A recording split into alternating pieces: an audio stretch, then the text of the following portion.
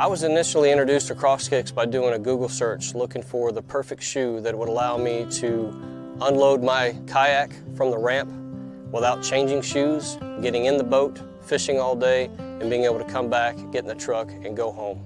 The big thing for me that made me wear cross kicks over other shoes was the versatility. I can go to the boat ramp, and then when I'm done at the boat ramp, I can go meet my wife and kids for a nice dinner and wear the same shoes and have, nice looking, comfortable shoes on.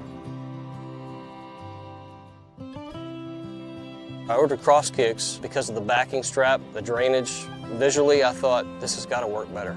Tried the shoe within the first week, felt it was phenomenal.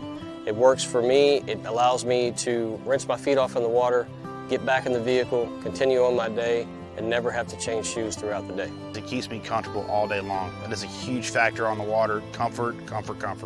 And especially my feet being comfortable, protected, and knowing that when I step off my kayak, I'm gonna have good solid foot traction. That's a great feeling to have. By the time I put my kayak in the water and get out and load my equipment up, my shoes are already dry. And I wouldn't change that about cross kicks for anything.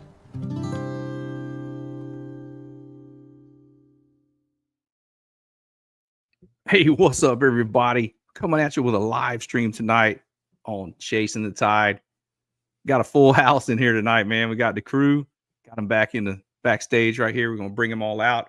We're going to cover the Hobie Saltwater Series Championship that just happened this past weekend in Louisiana.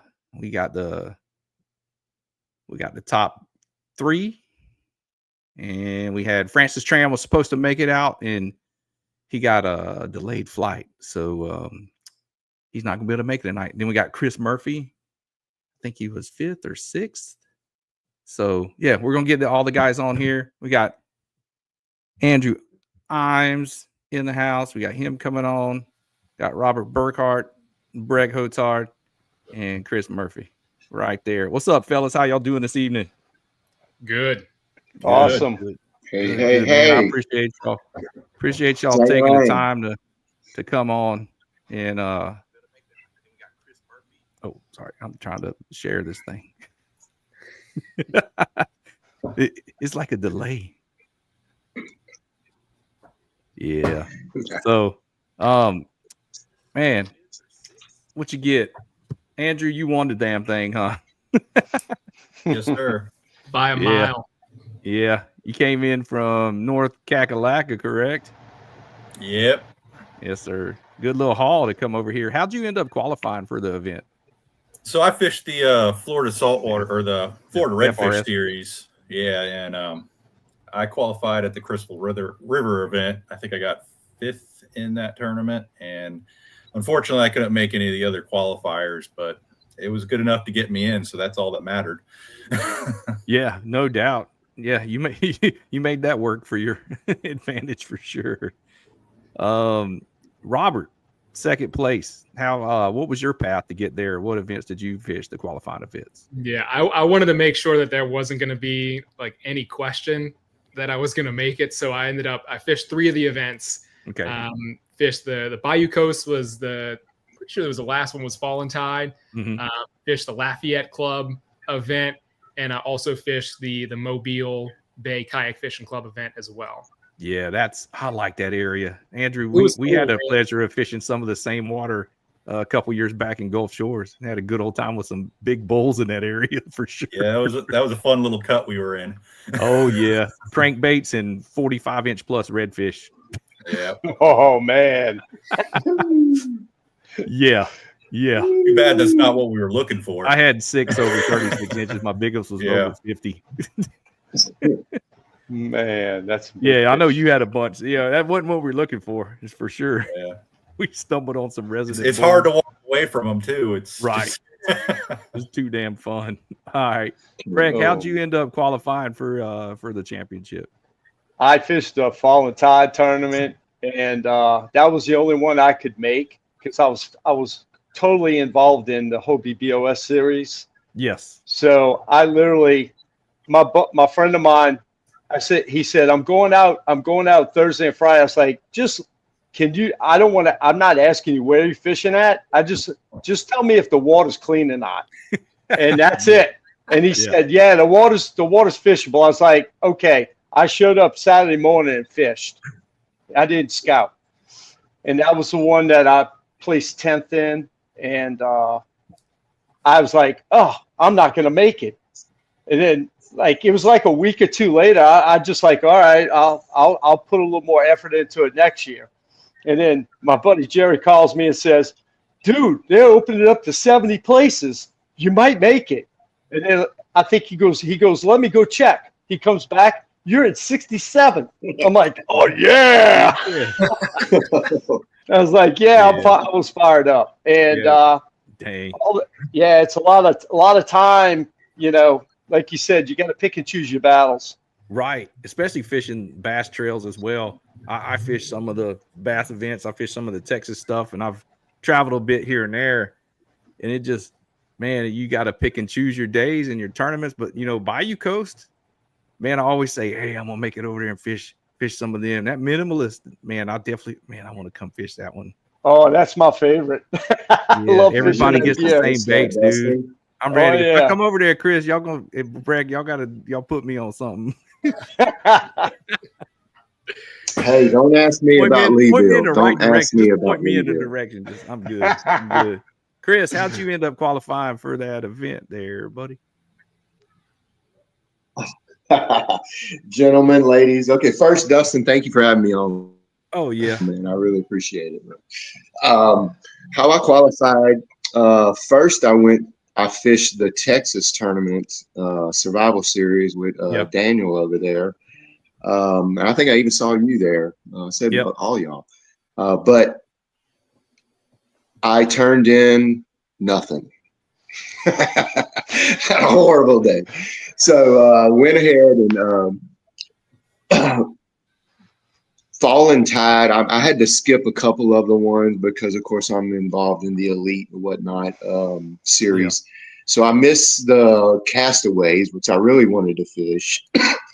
Excuse me. And the next one we had here in Louisiana was Fallen Tide, and I think I tied for 5th in that one, and that's what qualified me. I think 57th or 56th, which got me in. So that's how I did it. Yeah, I was when they came out with that schedule, I was excited, and then everything just worked against me to make the other events, outages at work and scheduling, and just man, you work so much, man. Well, when you got an outage, you got to be out there. But luckily, I don't have one next year, so next year is free and clean. Just I'm gonna pick and choose my days and do what I can. Yeah. Hopefully, making a few FRS and a few Bayou Coast events. They look like fun always. So I know they know how to throw down over there. So I'm gonna go back to the top. Andrew, you won the damn thing. How many days scouting? When'd you get in? I got in actually Thursday afternoon. I went down to the ramp as soon as I got there. It was maybe about 2:30, 3 o'clock. Yeah. You guys coming in. It was spitting rain and blowing probably 20, 25 miles an hour. And I was just like, I'm going to go rest. I'm going to need this for tomorrow. It's not worth the 2 hours. 14-hour drive, 15 hours. Yeah.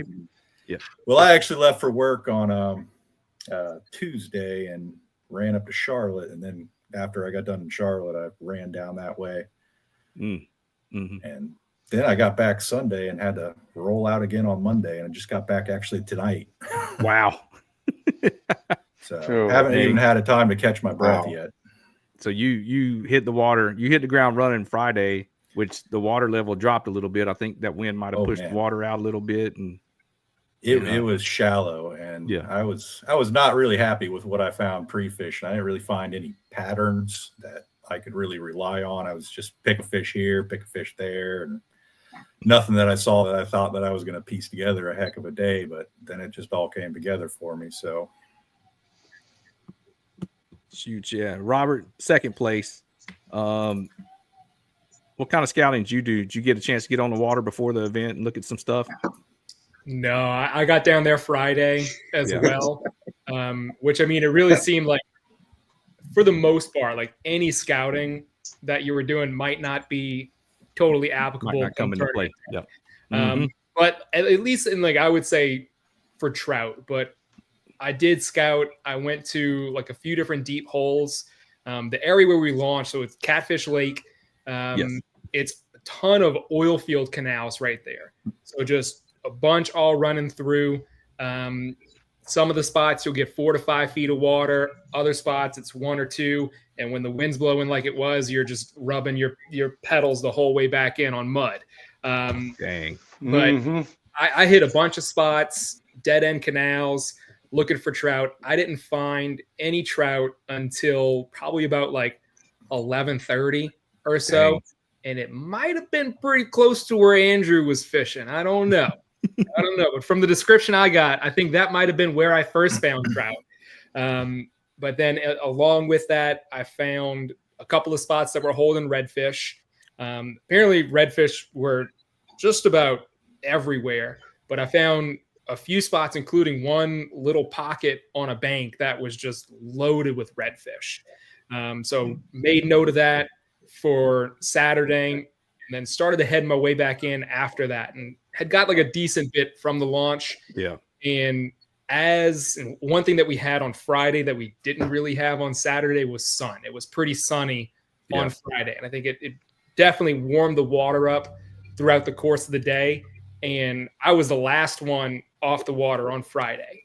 And in that last like hour and a half, 2 hours, it was almost like whatever point you make a cast on, good chance there was going to be a trout there. But it wasn't until like the end of the day there. Now I did get back to the launch, and when I got back to the launch, where we launched at, there's a little community hole there. And there were a few people that were picking up some nice trout right there in that like 20-foot deep community hole. So made a little note of that as well. Mental and that note. was the pre-fishing. Yeah. Cool. Chris, how about you? Did you have a chance to get on the water? And you had just got cleared to fish, correct? You're coming off like an elbow broken, some funny bone and all kind of junk. I don't know. Oh man. So 8 weeks ago I broke both of my bones above the elbow and the big bone behind the elbow, and shattered this and tore a ligament. Whatever. So yeah, that was brutal. But we've been working hard. I found some really cool bone healing methods through the NFL that I've been following, and it's really been paying off, man. The healing process has been amazing. So, but yes, they cleared me on Thursday. And so I went pre-fishing Friday. Yeah. I'm fishing with my left hand. Of course, I can reel with my right. I met with my little buddy, Luke Greer, and he had never fished that area, and I knew it pretty well. So we went to our first spot, and we pulled up, and immediately, bam, 19, 20-inch trout. I was like, okay, well, back off. Let's back out of here. Let's go down. And we went down to where Andrew was, and a lot of people ended up in this canal in the north end. That's pretty deep, and it's got a nice drop off. And couple of cast in, boom, 19, 18. Oh, okay, that's good. We know where we're coming. They're going to be here. They're in deep holes.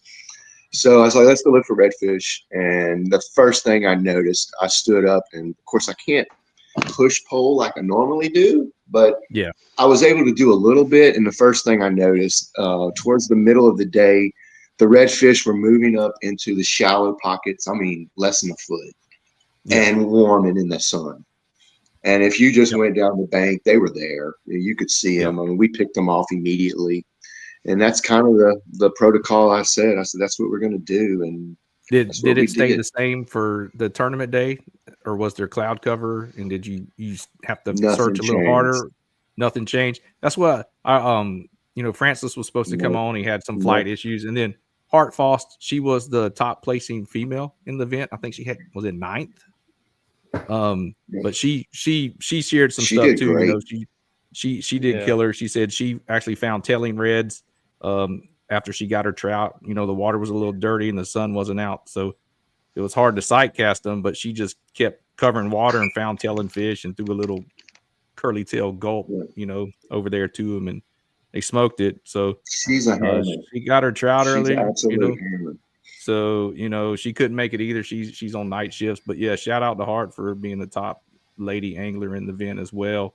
Breck, what anything changed? She from kicks the our butt Friday? in all kind of tournaments. That's not just the only. Yeah. Yeah.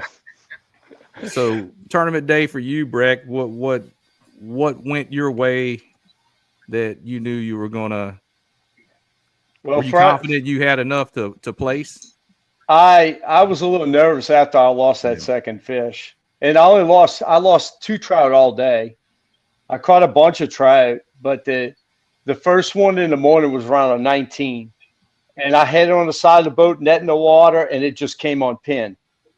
And then I was like, all right, keep going. Next 2 casts later, I catch an 18.75. I think I catch another good one. And then after that, I started catching like 15s and 15 3/4. And the fish, I noticed, because I'm fishing shallow, it's less than 2.5 foot. I started fan casting, and these fish were just laying around on hard bottom. And I'd pick one up here and there. Once I got that, I was like, okay, I can upgrade later. I turned around, and I knew there's a stretch, and they have a bunch of pipes. I mean, no one knows where they're at. You have to see them on your depth finder. Yeah. I started jigging those pipes, and I caught 5 or 6 redfish in a row. And I caught 2 of my keepers off those pipes. Then I moved back, and I started fishing trout again. And then I was like, I looked at the leaderboard, and I was like, I was in first at one point. You were in first for a while. Yeah. I so I knew I wasn't about the trout being on hard bottom. Were you having to fish it super slow and kind of tick it off the bottom, or were you? I found if I dragged it, I was doing all kinds, trying different cadence, and the best cadence was a Z-Man swing head with a Z-Man what do you want to call it, swim bait? Yeah, and to keep it from getting hung up. Right. And I threw that exclusively most of the morning, and I would swap around. And depending on where I was, I would change to an open hook to make sure I could get the hook in them. Because I found a couple of times, even just for fun fishing, I would lose a couple of trout. Yep. With the swing head. The weedless presentation. Yeah, that trout eye, the swing head. Yep. Yeah. You can be tough on them sometimes, but like here, we fish the flats with a lot of that floating grass. You have to have a weedless presentation at times there, but you're going to lose the fish here and there. Yeah, I'm throwing that setup on a 7.3 ducket with 30-pound braid and a 30-pound frenzy leader, fluorocarbon leader. Oh yeah. And when they bite, I would just keep reeling until the rod loaded up, and I just slam them. And swing them. And that big one at the end of the day, I hit that fish hard. I'm still wondering how it got off. Yeah. Unless it just barely had it. So what was the big trout of the event? Did anybody catch any good ones? Robert, what'd you have? Rob had a couple. It was 22.5 inch long. Dang, that's pretty solid for a March fish. It was thick too. Yeah. Oh yeah.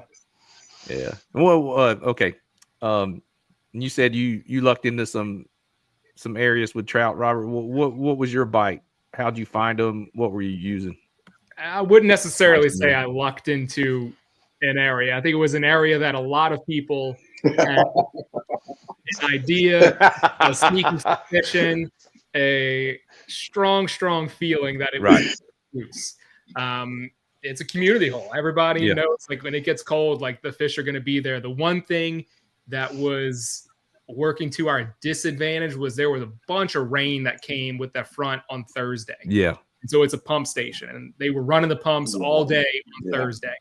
And so fresh water coming in on Thursday.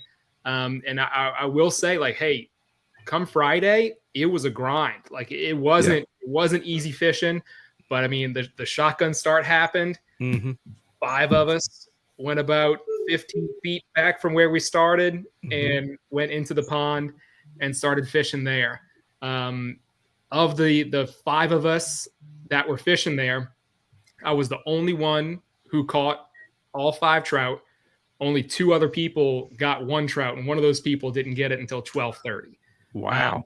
Yeah. Wow. So Wow. everybody else was like, Robert, what are you throwing? What are you throwing? I started to get them all on jerk baits. Yep. So it was a shadow wrap shad. Yep.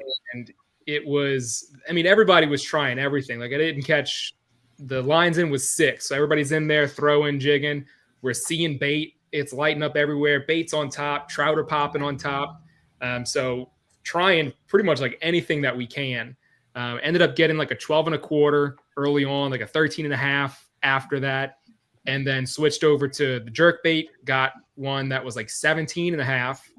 And then, which has been a while since I've been on like a good jerk bait bite. And man, that was, it's fun too. man, dude, Oh, that's a blast. yanks the rod out of your hand. You're like, Uh-huh. oh, this is good. But I had the 17 1/2. And then after that one, I had a nice one came off. I don't know if it would have been Ooh. as big as the big one that I had, but it was probably at least 20. Came up, head shaking, lost it. One of those where you just sit there and throw your head back. Oh, Like, that was one. That was the one. But the big one, it came a while after that. It was one of those things where you're sitting there, and I think everybody who went to this spot was like, we got to go give it a shot. Mhm. We're going to see what happens. Nothing. We're going to leave. We're going to go get fish somewhere else. I was there from 6 a.m. until I want to say 9:30. So like 3.5 hours right there. Just because it would be like, you go like 30, 45 minutes and you catch one. Yeah. And so it kind of kept you there. But the big one, it got on, and I was putting up a good fight. I probably had like 2 swipes at the net, and it would like take another run. Finally got it in, and I'm pumped. Like everybody over there, like, is that a redfish? And I was like, nah, dude, it's a trout. It's a trout. It's a trout. Yeah. So I took it over to the bank. I was like, not taking any chances with this guy. Oh yeah. Took it over to the bank, banked the kayak, got Mhm. out, got the picks on the measuring board, got one of the other guys to take a nice little pick of me with the trout there in the hole. Yeah. There you go. And then got her to swim off strong. Man, that's killer. Yeah. Hell yeah. Yeah. Oh, yeah. Oh man, I caught a couple on jerk bait today. It was Man. fun. It was fun. Mhm. Andrew, That's how good was stuff. your game plan? How'd that pan out for you tournament day? So yeah, shotgun launch was a little different for me. I'm not a motor guy, so Yeah. getting stuck behind about 20, 25 guys rolling quicker than I can keep up with. We came out to the main channel right where you could split either way, and everybody split to the deep side. And I basically said, hey, I'm going to go straight because I don't know any better. And went across the shallow flat and just touching pedals all the way across the flat. And I ended up popping out in front of the bayou about the same time all the motor guys did. So that I got lucky with that I didn't get stuck somewhere. Yeah. Because I didn't know anything about the area I went. I just was like, this is my only chance. Either they're going to beat me anyway if I follow them. If I go this way, I might even have a chance to get in there. Luckily, I got back to where I'd hit my first trout when I was pre-fishing. Nobody was sitting in that hole yet, and I got to sit there for about 2 hours. And it was pretty much every cast. I was trying to take a picture as quick as I can. You have no idea. Yep. I would just snap, throw, cast back in. No doubt. Yep. And I sat there for like 2 hours. Like I said, I upgraded several trout, and I got to the point where I was like, I don't know if I'm going to get any more upgrades out of this, and I need to go look for some reds. And like the other guys were saying, they were sitting up shallow in these little coves. I ran around the back of the front of Catfish Lake, and just about every single cove would have a redfish in it. And I pulled up into one, and most of them had been pretty small. I pulled a 24 or 23-ish one and got him to the boat. It scattered a bunch of fish. I got the pictures. I let him go. I kind of sit back and take a break for a second, kind of let those fish calm back down. And I just look behind me, and there's a tail heading right at my boat from behind me. And I literally just back cast maybe about 4 or 5 feet. And that was at 29-ish fish that was sealed the deal. After that, I was just like, I'm gonna fun fish the rest of the day. And Yep. I was like, yeah, small paddle tail for him, or it was a trout trick on that one. Trout trick. I was throwing a 4-inch diesel minnow to start with for those Yeah. reds, and they were hitting really light on it for some reason. They'd Yeah. chase it up, they'd bowl up right behind it, and just snap the tail and let go. Huh. And that happened about 4 times. I was like, all right, I'm switching to something lighter and smaller, and I'm going to just barely work it and pop it right in front of their faces. I was just dragging it. I dragged the bait and they'd pick it up and I let them swim off with it. Just like you do a Texas worm. Yeah. And I'd come back and slam them. And I was able to get the hook in every one of them. I got those in the boat. Just those 2 trout were haunting me. Yeah, man. Oh, man. It's always tough. It's like the thrill of victory and the agony of defeat. Yeah, I knew what I had. I was like, this is not going to hold up. I got to back this up a little bit more. And when I lost that, and I kind of panicked a little bit with the redfish because it was all the way at the tail end of the tide. And when it gets like that, the redfish will just back off and scatter a little bit. Yeah. Sometimes you can get them right on the drop. So I ran back one of the bayous. I went up a couple of miles up the bayous, and I knew there was a little drop off. And that's where I caught that 29 plus Friday. So I went to it and I fished it for about 30 minutes and I caught 120 off of it. And that was it. So I was like, all right, maybe I can bump into something coming back out. You never know. You see one tail, and never happened. So covering water. Yeah, I was fishing a tournament that morning. It was blowing 30 and it was raining and it was miserable. And I was trying to look at the leaderboard for all y'all, because what's that? It was crazy. I said, and he won. Oh yeah, maybe. Congratulations on that. Oh, thank you. It was brutal, congrats. Dude. I lucked in the fish, man. It It was good times. Rob, what was that tournament we fished where the winds were about 40? Paddlepalooza? At Empire? You talking about all of them? Water spouts? All of them. Yeah. We blew a wing. Oh, yeah. We had literally everybody was launching, not even launching their boats. They were just fishing off the road because it was so hazardous out there. There was no water. Absolutely no water. I wound up in Venice and I fished the canal and I wound up catching 5 fish. I had 3 trout and 2 little dink reds. And I'm going to tell you, I had my power pole down and the wind was blowing so hard it cracked the mount. Oh, it literally cracked the plastic. I had a plastic Hobie mount, and my pole was bending. It was bending, and it was just my friend that he was fishing with me. He goes, "You launching?" I'm like, "Yeah, I'm going right over there. I'm not going out any farther." And if you looked out the mouth of the canal, it was 6-foot swells, 6 to 8 footers blowing out there. It was incredible. I've never seen it that bad out there. Dang. I went literally across from the launch. I said, "This is my last chance." Mm-hmm. I was like, I gotta fish. And when I undid my boat, then I had my boat in the water. He's still standing there thinking, should I put my boat in the water or not? And I'm like, you can go back to the launch if you want. I'm fishing. Isn't that the one where people were like bank fishing? Yes. Yeah. Oh yeah. Yeah. There was no place to go. I mean, dang. So yeah. We've had enough of those tournaments that we have it in our rules where it's like if your kayak's in a launch position, like you can bank fish. You can bank fish. This last minimalist, it was that way. Pretty bad, right? It was like 30 degrees, blowing 20 miles an hour, and it's like somebody gets wet, they're gonna be in trouble. Yeah. It wasn't 30 degrees, but it was blowing 30 Saturday, and it was low 60s, but it was damp and my bib soaked through, and I was miserable. Oh man! And I was like, dude, I caught I had a 25.5-inch red on a wake bait, and then I started seeing some pelicans in there's a little gut that comes through the flats where I was at, and I was like, there's bait on that. Them pelicans are going crazy, so I picked up the old Papa Cork and a gulp and went to work. And I had my last fish by like 10:30, so I had my stringer, and I was like, I'm going back to the car.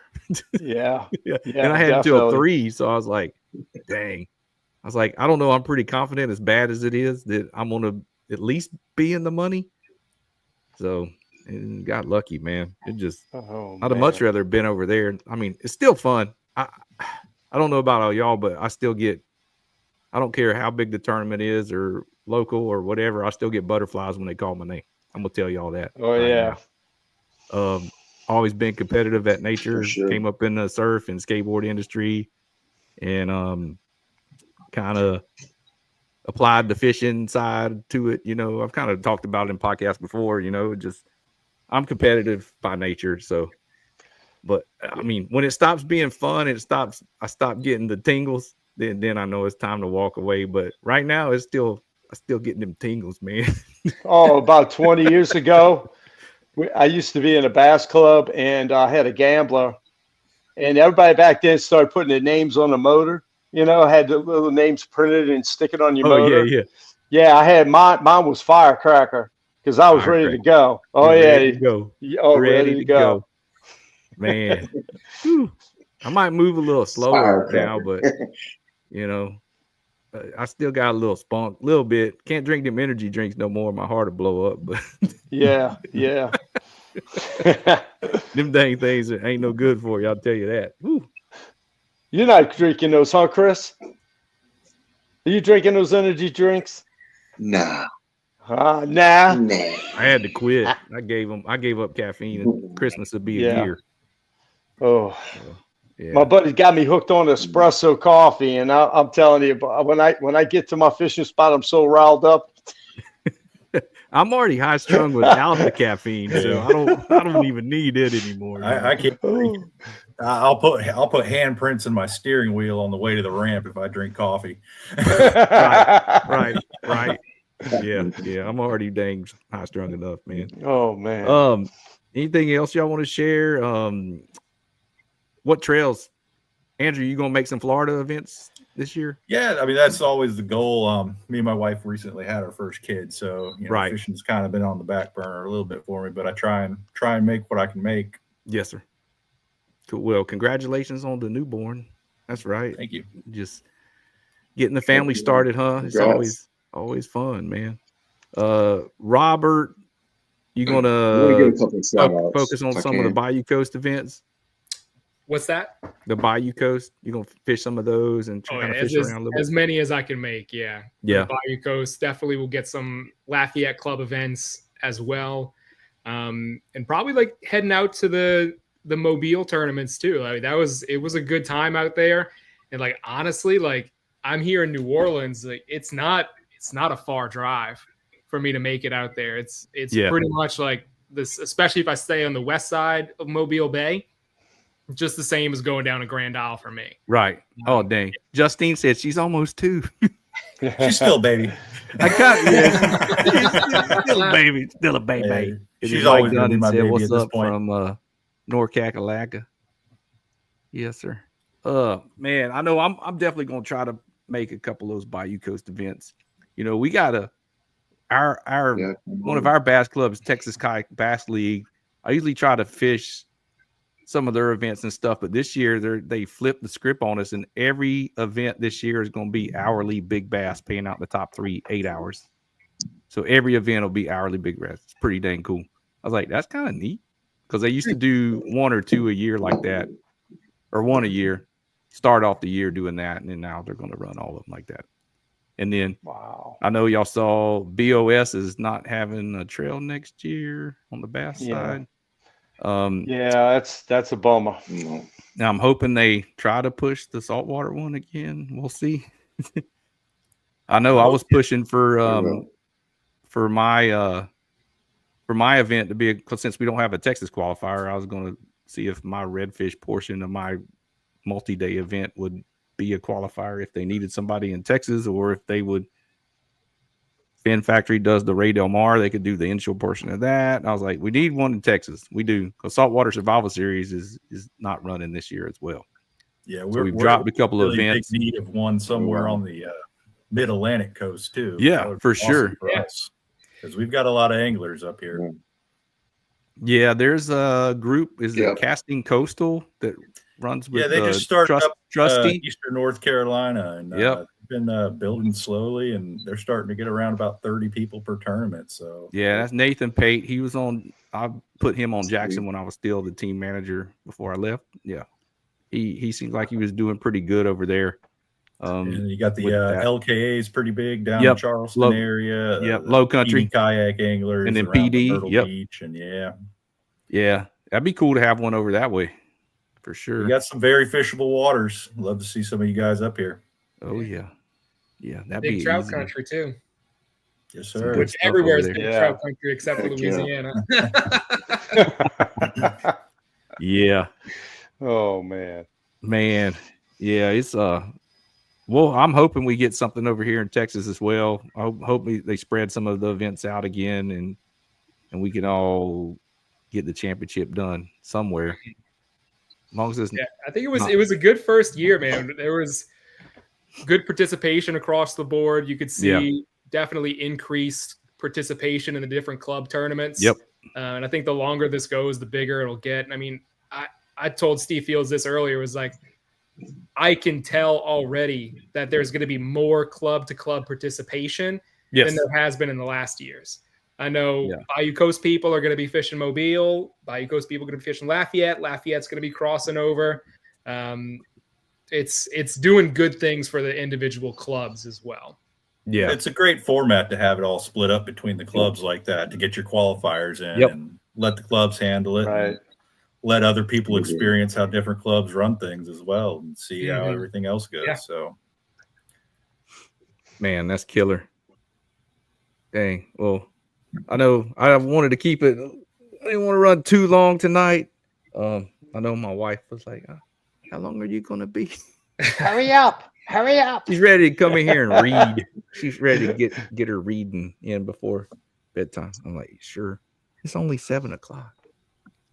Yeah, it's all good. No, what else is going on? Let's see. Anything else? Chris, anything else? You Keep gonna an make eye my out for event? Bayou You gonna make Coast my event. event No, next not year? too much. If anybody's in Louisiana, Heck there's yeah, man. As long as I don't break another arm. Right. FRS for sure. Elite, hopefully, wherever he has stuff at, I was pretty impressed There's with a the Border bunch of Collar them event. coming up. Yeah, y'all got a tournament Saturday. Yep. Things are getting a whole lot better. Yeah, Well, so- Yes, there is so- a tournament Saturday, and that's the benefit tournament for the Murphey. Keith Mr. Lake. Murphy. Keith Lake. Yeah. I'm working, or I would be there. Yeah, but there's a whole bunch of them. The schedule's out. If y'all want to look at it, you can go on elitefishingseries.com Yep. and check the And then there's schedule out. Still some to be determined on some of the East Coast stuff. We'll see what goes on. Yep. Alex Tran, Few Robbie changes Fishing coming. Minimalist. Few changes coming. absolutely. Yeah, Wouldn't miss it. I think I'm going to try to come fish it. It's a good I time. love it. I love I that think time I'm of the gonna year. make it. It's my favorite time of the year. And that's shotgun launch too. And you're gonna have like 100 people. all Yeah, at the same and they time. allow motors now, right? It's gonna allow motors, yeah. Yeah. 7 miles an hour, bud. Gone. Yeah, since the Hobie BOS is not gonna be this year, I'm gonna try and dabble around. I'm just gonna keep my options open. Yeah. It's all dependent on time. I have that classic coming up in March, and I'm have to take a whole week off of that. Right. I think the tournament is Wednesday and Thursday. It's like in the middle of the week, and I know the classic competitors have to. I think they're fishing Friday, Saturday, Sunday. I'm not sure. Yeah. What's the other swamp? Is it Swamp Country that does the Bass Nation events in Louisiana? Their schedule looks good, and the Texas Bass Nation schedule looks damn good. I'm probably gonna make a few of those too. And then I East was Texas, thinking of yeah. There's a bunch. That Caddo event, I'll definitely be at that one. That's in March. Yeah, some of that looks good too. Yes, definitely. Love it. Sure. Your tournament looked really good this year, Dustin. I'm definitely coming next year. Didn't they have a female win? Yeah. Tammy won. Tammy Morissette ended up winning. Yeah. Tammy won. Huh? Yeah. She had a Goodness gracious. Well, I'm pretty coming. good day. I'm coming full speed next year. If Yeah, my that wife lake is don't kick my butt. It's only about 1,200 acres. There's a launch on the north end and a launch on the south end. You can pretty much fish at any wind condition. It's just for the saltwater guys that don't want to. It's you just go throw a weightless, throw a wacky worm at the reed lines all day and catch fish all day, or go burn a chopo or throw a buzz bait or whatever, chatterbait in the grass. The grass is finally coming back on the south end, so. Frogs. I think I had like 87 inches that morning, just on the frog only. I didn't fish it. Like I don't fish that event, so I just like to know where I'd have stacked up. And the redfish were stupid. I actually got on the water the day of the redfish tournament that morning for about 3 hours, and it was crazy. Wow. It was crazy. Where's this at? This is in Texas. The redfish portion is day one, and it's open to all Texas inshore waters because it's online. So it's just online cap meeting the night before, and it's through fishing through Tourney X this year. So it's your best 3 redfish, 18 to 32. And then the second day is on Lake Bastrop. It's about 40 minutes east of Austin. Mm-hmm. And that's your best 5 fish. And then I had a guaranteed payout for day 1 leader, guaranteed payout for day 2 leader. That was sponsor dollars. And then the entry fees went to the aggregate total, the overall 5 bass, 3 redfish stringer. So it's a multi-day tournament. Heck yeah. It tests you for sure. It's pretty neat. It's something different, you know. Sounds like a fun format. It's pretty dang fun. And then the sponsors are amazing, you know, Waterloo, Catch, Kayak Cushion, everybody, you know, Top Water Co, Evolve, everybody sent stuff. You know, the raffles, that's how I recoup, you know, for the trophies and for the Tourney X fees and the PayPal fee or whatever. So just sell some extra raffle tickets. And I had 2 combos to give away. Man, I had a lot of stuff to give away. Yeah. Hey, man, raffles are the reason I tournament fish. Yeah, it was a good old time. And I was selling them six for $5. So thank goodness there's raffles. And I buy them like that's how you're. A lot of times tournament directors, you don't make money. We don't make money. I pay everything back that I get. Sometimes it's coming out of my own pocket to make sure it's right. You know, so a little bit of raffle go a long way, you know, for trophies and whatever else you got to, you know, expenses. So it's all good. This past summer, they had a rodeo after rodeo after rodeo in Grand Isle. So I'd fish one, and then I'm like, where's the next one? Where's the next one? I had a bunch of free time this past summer. So I'm looking for the next one. Oh, I'm going to enter this one. Boop. I'd go fish it the next weekend. And I must have fished 4 or 5 of them. I just kept going. I was having a blast. Yeah, I jumped in the boat side of things this year, and we lost a lower unit in the second day of the first event. And then we couldn't fish one. And then we actually fished one and Port Connor, and then we got stuck in a storm with lightning all around it. Yeah, it was just like, okay. Oh, no. Pain in the ass. Been there, done that. Bust out another 1,000 BOAT. Yep. Yep. That's about what it is, man. Yeah. Oh, man. Cool deal, man. Well, I appreciate you fellas taking time out of y'all's schedule to come on here.